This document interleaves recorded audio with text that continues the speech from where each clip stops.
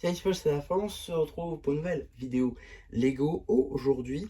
Vidéo un petit peu spéciale, vidéo que j'ai pas l'habitude de faire généralement, parce qu'aujourd'hui on va parler des livres au canon Ninjago, plus particulièrement du premier tome du livre Ninjago Spinjitzu Brothers, qui du coup se nomme le joyau, la malédiction du joyau du chat.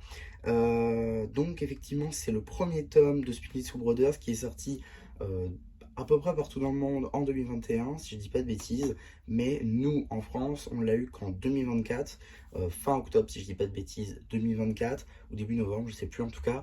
On l'a eu que très récemment en France, traduit en français donc, et j'ai pu me le procurer et j'avais envie de vous en parler parce que j'ai vu personne en parler en français et vu que dernièrement ça a été cité dans Ninjago Dragon Rising, je me suis dit que ça pourrait peut-être en aider certains qui auraient ni l'argent pour se procurer le livre ou tout simplement qui n'auraient pas eu l'occasion de se procurer le livre. Donc voilà, je pense que ça peut être utile. En tout cas, dans cette vidéo, on va discuter tout d'abord de l'histoire, en gros, qu'est-ce qui s'y passe dans ce livre. Puis, on va parler de ce que ça apporte à Ninjago. Et enfin, on va parler de mon avis tout simplement sur ce livre. À noter que là, je fais la première vidéo du coup sur le premier tome. Demain, normalement, vous aurez la vidéo sur le deuxième tome. Ensuite, je ferai une vidéo sur mon avis global sur Spinjitzu Brothers. Je pense que ça peut être une idée. Ce sera une vidéo un petit peu plus courte que les deux autres.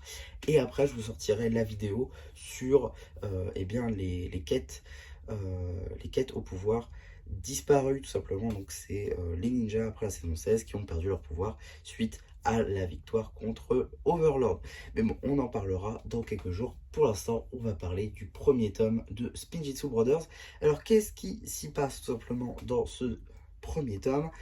En termes de cadre spatio-temporel, on est dans le royaume de Ninjago, quelques années après le flashback qu'on a eu en saison 11 concernant Wu et Garmadon qui volent le parchemin du Spinjitzu interdit à leur père afin de combattre Asphira. Et donc, leur père est assez énervé. Le premier du Spinjitzu est assez remonté contre ses fils, notamment Wu, en qui il avait une totale confiance et qui visiblement l'a perdu suite à ce vol. Et donc, il propose à ses fils de se racheter en tentant d'aller chercher un thé permettant à Garmadon eh bien, de se soigner du venin du grand dévoreur. Ce serait une sorte de thé qui serait capable de soigner le sang de Garmadon. On n'en sait pas plus à ce moment-là, c'est assez vague, on ne sait même pas si on doit chercher un thé liquide ou seulement les feuilles de thé, on n'en sait strictement rien. Et d'ailleurs, j'en reparlerai plus longuement dans ma vidéo dédiée à mon avis global sur Spinjitzu Brothers. Ensuite, donc, le premier du Spinjitzu envoie ses fils en trip, en voyage, afin d'aller chercher ce thé. Et dès demain, du coup, le maître des ninjas, Wu et Garmadon, vont chercher ce thé et partent du monastère du Spinjitzu. Ils part tout simplement du monastère, découvre des montagnes, des forêts, beaucoup de biomes assez différents, et tombe sur un monstre, une créature, il me semble, parce que c'est vrai que ça fait longtemps que je l'ai lu, il me semble que c'est une sorte de félin en tout cas, et donc ils n'arrivent pas à le battre, même avec le Spinjitzu, c'est impossible, ils se font ramasser. Et tout d'un coup, une mystérieuse personne arrive et terrasse le monstre. Du coup, les deux frères s'en vont, ils ont réussi à survivre à cette attaque et décident de mettre un camp et de dormir à la Belle Étoile. Ils font un feu de camp, discutent un petit peu, Garmadon toujours aussi gentil évidemment. Puis nos héros sont encerclés par des guerriers, des humains cette fois-ci, qui gardent le joyau du chat.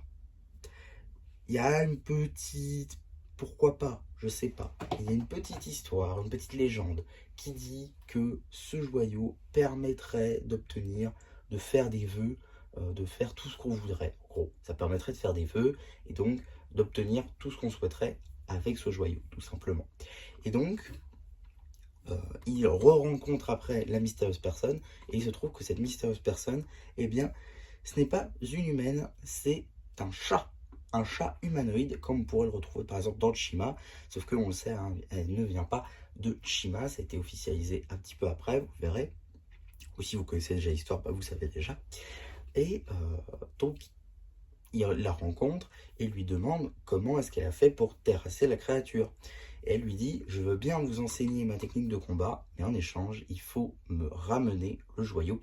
Donc, Nineko, du coup, notre sorcière chat ninja, un bon CV, lui enseigne plutôt euh, sa technique de combat, le Shajitsu, qui est en gros une dérive du Spinjitzu, parce qu'on apprend qu'elle a été entraînée par le premier maître du Spinjitzu, et qu'après elle a dû quitter son enseignement, on n'en sait toujours pas plus à ce moment-là, mais voilà. Donc, une fois leur entraînement terminé, Nineko envoie Wu et Garmadon à la recherche du joyau.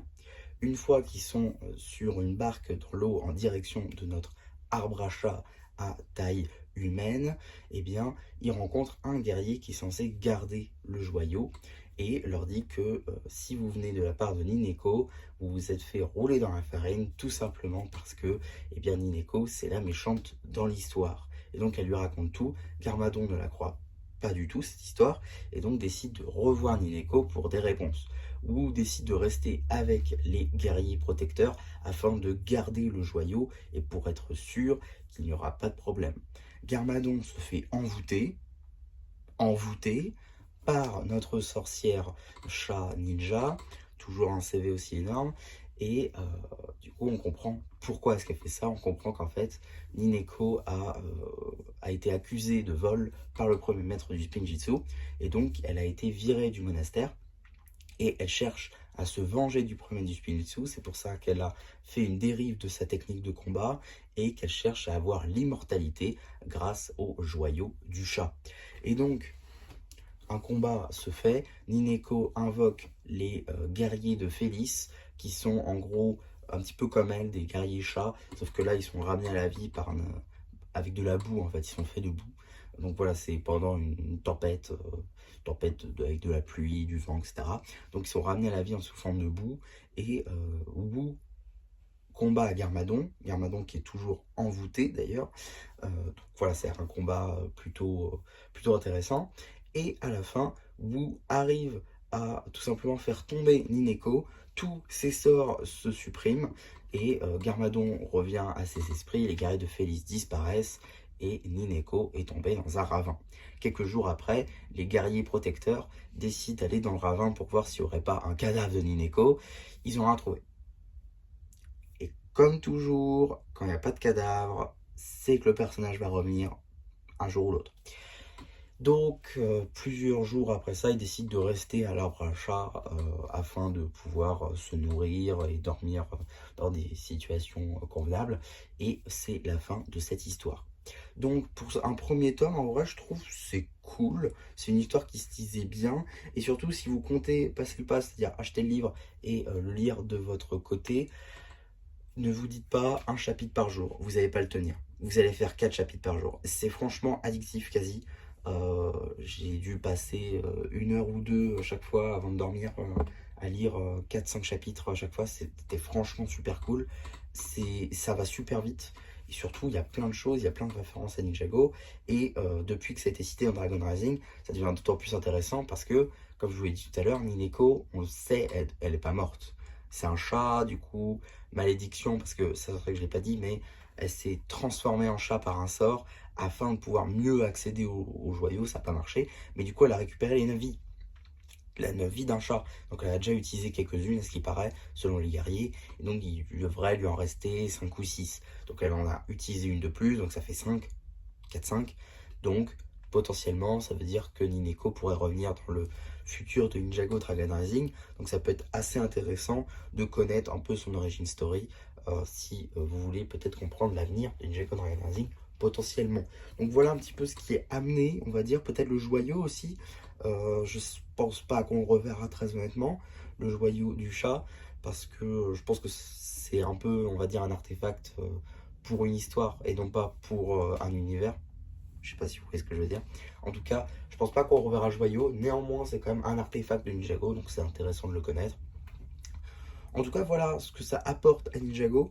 Pour ce qui va être de mon avis, je considère que c'est un très bon livre. C'est une très bonne introduction aussi au voyage que va entreprendre Wu et Garmadon pour trouver simplement un remède pour le sang de Garmadon pour lutter contre le venin du grand dévoreur. Je trouve que c'est très très cool aussi qu'on puisse voir la dynamique entre Boo et Garmadon, parce qu'on l'avait pas tant vu que ça en tant qu'enfant. On avait toujours vu un Garmadon un peu sous l'influence du venin, donc l'avoir sans un peu le venin, c'est franchement très cool, et j'ai très très hâte de voir la suite, même si techniquement je l'ai déjà lu. Donc voilà un peu pour cette vidéo dédiée au premier tome de Ninjago Spinjitzu Brothers. J'espère en tout cas que ça vous aura plu. Surtout n'hésitez pas à me le dire en commentaire, n'hésitez pas aussi à liker la vidéo, à vous abonner, et voilà, du coup, c'est bien que j'aurai plu, qui vous dit bye bye.